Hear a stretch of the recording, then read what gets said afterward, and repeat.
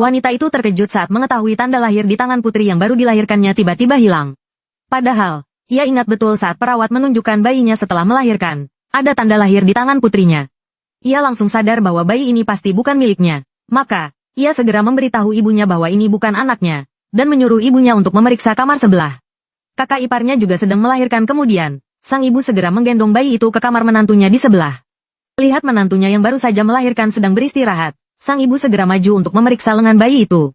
Benar saja seperti dugaannya, ia menemukan sebuah tanda lahir di tangan bayi itu. Lalu, ia segera menukar kembali bayi itu kemudian. Sang ibu menyerahkan bayi yang sudah ditukar kembali kepada putrinya melihat tanda lahir di tangan bayi itu. Wanita itu akhirnya bisa tenang tapi tepat pada saat itu, wanita itu tiba-tiba menyadari. Ia seolah bisa mendengar suara hati bayinya ibunya mengira putrinya mengalami halusinasi pendengaran karena khawatir setelah melahirkan. Tapi tak lama kemudian, sang ibu juga mendengar suara bayi itu berbicara barulah ia percaya pada perkataan putrinya. Bu, anak yang kulahirkan kali ini sepertinya bukan anak biasa. Tentu saja, aku adalah naga emas kecil terakhir di dunia. Naga emas kecil? Pantas saja anak ini punya kemampuan meramal masa depan. Bu, Su Zijun lah yang menukar anakku dengan anak Li Hong. Zijun, kenapa dia menukar anak kalian? Aku tidak tahu, karena anak Li Hong juga anak ayah. Bibi cemburu pada ibu, ingin menukar anak untuk menyiksaku, agar putri mereka sendiri bisa hidup enak saat itu. Wanita itu tiba-tiba mengerti perhatian suaminya pada kakak iparnya. Sudah lama melampaui hubungan kekerabatan biasa ternyata 1 jam yang lalu. Suaminya diam-diam menukar bayinya dengan bayi kakak iparnya tapi ia tidak tahu. Anak yang dilahirkan istrinya bukanlah bayi biasa, melainkan seekor naga emas kecil yang bisa membuat ibunya mendengar suara hatinya.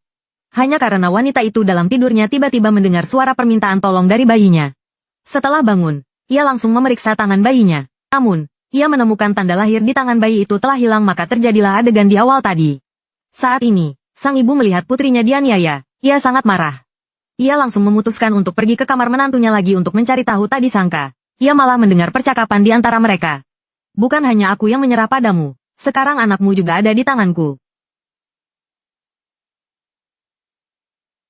Sedang apa kau? Jangan menangis. Jangan menangis. Jangan menangis ya baik. Baik ya jangan menangis ya. Baik, kenapa memukul anak? Aku hanya tidak suka melihatnya. Kenapa sama-sama anakmu? Anaknya Lu Jinyi bisa memanggilmu ayah secara terang-terangan. Sedangkan anakku hanya bisa menderita bersamaku. Kalau bukan karena kamu, orang yang menikahiku seharusnya adalah kamu. Kalau sampai Lu Jinyi tahu anak itu tenang saja, dia tidak akan pernah tahu. Orang yang menukar anaknya adalah teman tidurnya sendiri.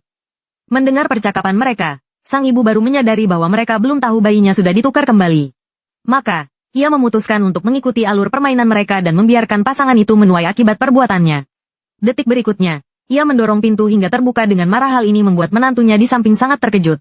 Ibu, kenapa ibu datang? Istrimu sendiri melahirkan. Kau tidak menjenguknya, malah di sini membawakan teh dan air untuk orang lain. Kakakku sudah meninggal, hanya meninggalkan Li Hong dan keponakanku. Di tempat Jin Yikan masih ada ibu. Aku hanya ingin datang melihat mereka berdua. Tetapi melihat pria itu dipanggil pergi oleh ibu mertuanya, maka, kakak ipar melampiaskan semua amarahnya pada bayi itu. Tentu saja ia tidak tahu. Bayi yang dibuatnya menangis meraung-raung saat ini adalah putri kandungnya sendiri. Setelah pria itu kembali ke kamar istrinya, sang ibu pergi dengan alasan mengambil air. Pria itu duduk di samping istrinya seolah tidak terjadi apa-apa. Kemudian, ia mengeluarkan hadiah untuk bayi yang sudah ia beli sebelumnya dari sakunya.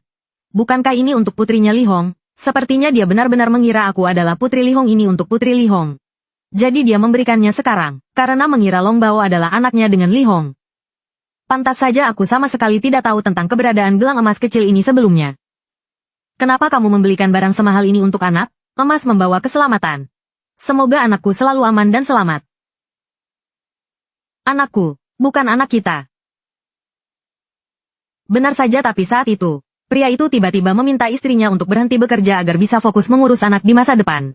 Tepat ketika wanita itu tidak tahu bagaimana harus merespons, bayi di pelukannya tiba-tiba berbicara. Mama, jangan pernah setuju dengannya. Dia hanya ingin ibu tidak punya pekerjaan, tidak berinteraksi dengan orang lain, dan mengendalikan ibu. Dia itu penjahat besar. Dia tidak suka wanitanya lebih kuat darinya. Setelah mengerti maksud suaminya, wanita itu langsung menolak dan berkata ia tidak akan berhenti bekerja. Mendengar itu, pria itu sangat marah dan pergi begitu saja hanya menyisakan wanita yang baru saja melahirkan itu. Menangis terseduh-seduh di hadapan ibunya tak berdaya, sang ibu hanya bisa menghiburnya dengan lembut. Untungnya, mereka berhasil menukar kembali bayinya tepat waktu. Jika tidak, Entah berapa banyak penderitaan yang akan dialami bayi itu. Saat waktu makan tiba, pria itu tidak bisa menahan diri untuk tidak mengkhawatirkan kakak iparnya. Ia akhirnya tidak tahan lagi. Dengan alasan ada urusan mendesak di pabrik, lalu pergi namun, semua akal bulusnya sudah terbaca oleh istrinya. Dia punya cuti sebulan, sebenarnya untuk merawat Li Hong. Bu, bagaimana hasil penyelidikannya? Belum ada hasil. Orang-orang di kampung halaman mereka semua bilang, hubungan Li Hong dan kakaknya sangat baik. Tapi mereka tidak tahu kalau mereka berdua. Li Hong lebih dulu menikah dengan paman, lalu melihat ayah menjadi wakil direktur.